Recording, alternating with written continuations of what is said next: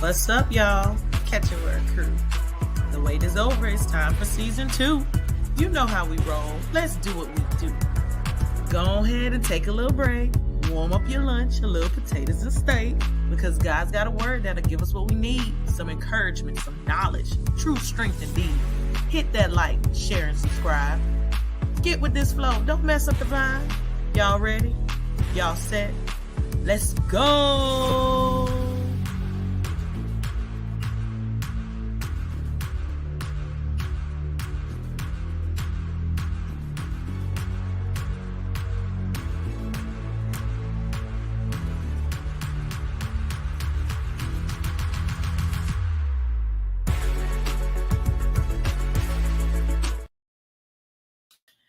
All right. Hey, everybody. Happy Wednesday. It is a wonderful Wednesday, and we are here to what?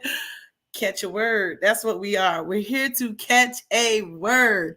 So I want you to go ahead and hit the like, love button, jump in the comment section. Let me know you are here and where are you joining from.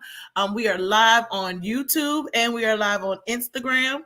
If you miss any of these catch a words, go to Unity Bearing on YouTube and grab one of the episodes. We even have 2 seasons.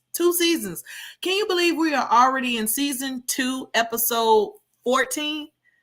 We catching these words now. But don't just catch the word. The word's got to settle with you. Digest the word and share the word with somebody else, okay? So we are here so that the Lord can release another word to all of us today. And so I want you to grab a pen, go in your notes section, whatever you need to do. Grab this word. Even if you're catching a replay, it's still a good word. Grab this word, okay? Come on, catch a word. Let me know you're here. All right, here we go. So today's word, I don't know if I hope y'all remember. If y'all been catching these words, you should have seen it.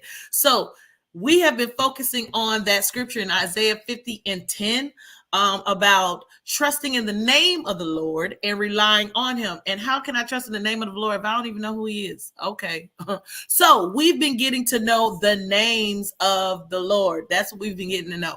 So yesterday we focused on one of the this is one of my favorite names of the Lord, Jehovah Jireh. That's what we focused on yesterday. It is when the Lord revealed to Abraham what his name was, what my name is. This is my name, Jehovah Jireh. And we found out that Jehovah Jireh means the God that provides. Okay. So go catch that word if you missed that word. Today's word, it's in the name of Jehovah Rapha. That's how you say that. Jehovah Rapha. So that is what we are focusing on today. What does that mean, Jehovah Rapha? Okay, so let's go into it. So again, Instagram, I'm so sorry. You can't see my scriptures, but I'm going to go ahead and say it. Y'all type it in there. Even if it's on the replay, go ahead and type it in there.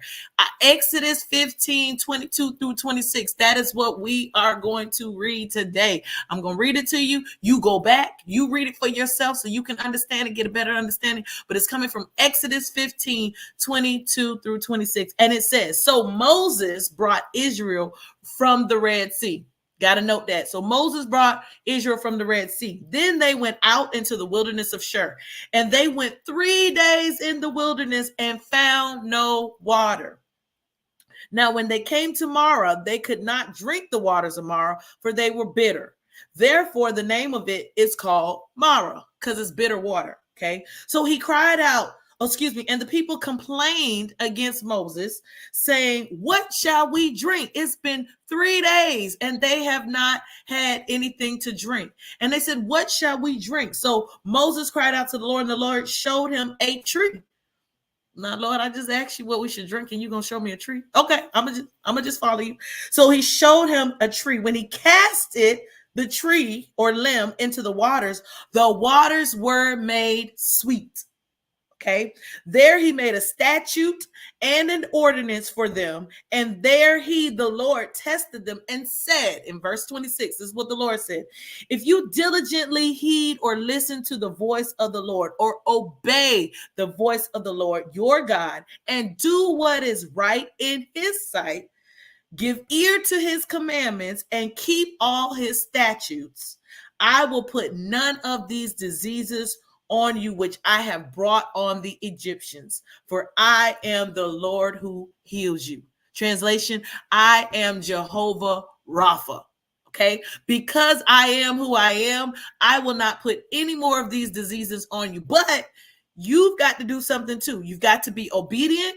You've got to follow my command. Whenever you hear my voice telling you to do something, you've got to do it. I'm always going to lead you to the place of healing, right? So the Lord God in this instance revealed himself through his name to the children of Israel. Now, people have been healed before. All right. People have been sick. People have been healed before. But this is the first time that God is telling them, listen, I know people have been healed before, but I'm your healer. I'm your healer. I dare you to type in that chat. He's my healer. Make it personal. He is my healer. He is establishing a relationship with his children to say, listen, yeah, you've been healed before. You didn't know how. It's because of me. I am your healer. I've got you. I, the Lord, have got you. And I can and will heal you. Okay. And so we see here, he tells Moses, this is the thing. He has to heal the water first. What?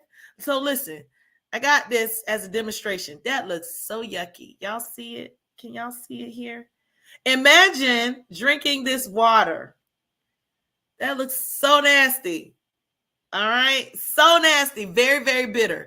And the people got there. They're thirsty. It's been 3 days. And they're thinking, first of all, this water is disgusting. Okay. We can't drink this at all.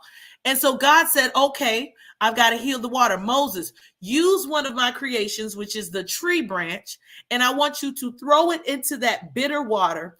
And it is going to make it sweet, or because it wasn't necessarily sweet, but consumable.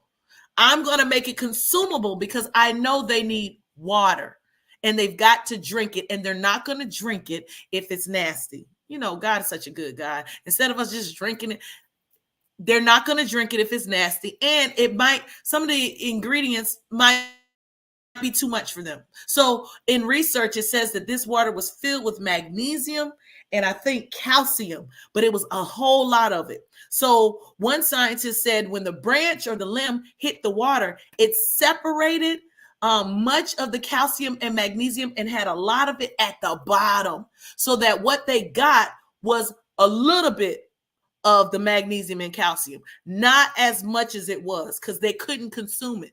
Look how God did that. He allowed Moses to heal the water with one of his creations, the tree, and did a chemical separation so that the people could consume some of the calcium magnesium, but not so much as to do damage to them. Why was this important? Through research, I found out this, and I didn't even realize this. Listen, that concoction together can form a laxative. Ooh. Yeah. A laxative. You know, like the one we use now. Okay. It can form that. And so what was God doing? Well, the Lord, they were coming out of Egypt. They had all of the things spiritually and physically that they had consumed in Egypt in them, and God had to get it out of them. See, they didn't even realize that's where they needed to be healed from. Their experiences in Egypt. I got to get Egypt all out of you. See, some of us are asking God for one thing and healing for one thing, and God is saying, poor daughter, poor son, you don't even really know. You really need this. You're thinking you just need water. No, you need the water because there's something in you that I've got to get out of you. I've got to purge you and cleanse you of some things physically and spiritually. Listen, he had to get all of Egypt out of them, whether through a laxative or whatever, by any means necessary. Okay. I've got to get all of Egypt, the residue of Egypt, all of Egypt out of my people so they can go to the next level in me. All right. So the water now became twofold: a laxative. So I'm going to drink it and it's not going to be as bitter as it was. And it's going to clean me out, because that's what that water started to do, clean them out. But also that concoction, that mixture of calcium and magnesium, also acted kind of like a Gatorade, like a boost, right? To give them the strength that they needed, because they were about to travel to Sinai. And they needed the strength that they need. So not only did he clean me out, but he gave me the strength that I needed to go on. Look, that is who God is to us. He is the healer, and he's not going to just purge us. He's going to pour into us and fill us so that we have enough to keep going. Some of us are asking God for healing, healing, healing. Maybe you are physically ill. Maybe you are afflicted. It could be anything: high blood pressure, cancer, diabetes, headaches, whatever. It might be something like, and you're asking God to heal you, Jehovah Rapha, heal you. Not only does he have the power to heal you from that physical ailment, meaning dry up, shrink up the cancer, eradicate it, remove it from your body. He has the power to do that. However, he also has the power to remove you, to purge you of all of the trauma that comes with that experience. Can we talk about that? There is trauma that comes with our life experiences that we need healing from. And that's what happened to the children of Israel. They were enslaved for years by the Egyptians. They have now become accustomed to being treated a certain way. And now God is going to move them into their next place, into their best place. And they've got to be healed from some things. That's why we come to Jehovah Rapha and we ask him to use his infinite wisdom and knowledge to heal us from all affliction, from everything, even things we don't even know are afflicting us. I don't even know I had that heartbreak. I thought I got over that. God, whatever is ailing me, God, heal me. Heal me. And if we can trust the healer to do it, to go inside us and analyze everything, do an investigation of everything that needs to come out of us because it is not ordained by him, he will do just that. And he's going to give us the strength that we need. He's going to restore some things in our lives, make us stronger for the journey that he has set before us. Why? Because he is Jehovah Rapha. He is the God that heals. He is our healer. That's why he said, I will be, if you just obey the voice of the Lord. That's for us too. Some of you obey the voice of the Lord. He's commanded us about certain things as far as this temple, the body that we have been given. Are you treating your body the way he's instructed us to treat it? Are you having your routine checks? Listen, he has given us wisdom to be able to do these things. Are you eating things that are conducive to your growth, that are conducive to your good health? Are you doing those things? Are you stressing? That could do a whole lot of damage to your body. He's talked about us leaving those worries and cares behind. Cast all your cares upon him, for he cares for you. So there are some things that we can do in our healing, but he is the healer. And he said, if you obey my voice and follow my commands and my instructions, listen, I will forever be your healer. So we can trust in the name Jehovah Rapha, because he's not only going to heal us physically from whatever is ailing us, but he's going to heal us spiritually. And that's what matters. This body is going to return to the dust from which it came, but our soul is going to go with him or another place, right? So we have got to ask Jehovah Rapha to heal us of every single affliction, of all manners of diseases, every manner of oppression and depression that attempts to attack us. Jehovah Rapha, heal me. And we've got to rely on that name and that name alone to heal us. And he'll do just that. Listen, that's our Catchaword today. Listen, if you missed the full broadcast, guess what? Watch the replay. Go on Humanitarian on YouTube, or you can watch the replay on Instagram. Listen, it's your world. You can watch it, but get a word from it. Catch this word, okay? It's a good word. It's in the name of Jehovah Rapha that we find our healing, total healing. All right, that's the word for today. Listen, I hope you caught that, and I hope you will share it with somebody else. And guess when? You'll get another word. When? When's she going? Tomorrow. You'll catch another word tomorrow. All right. Love y'all. Bye-bye.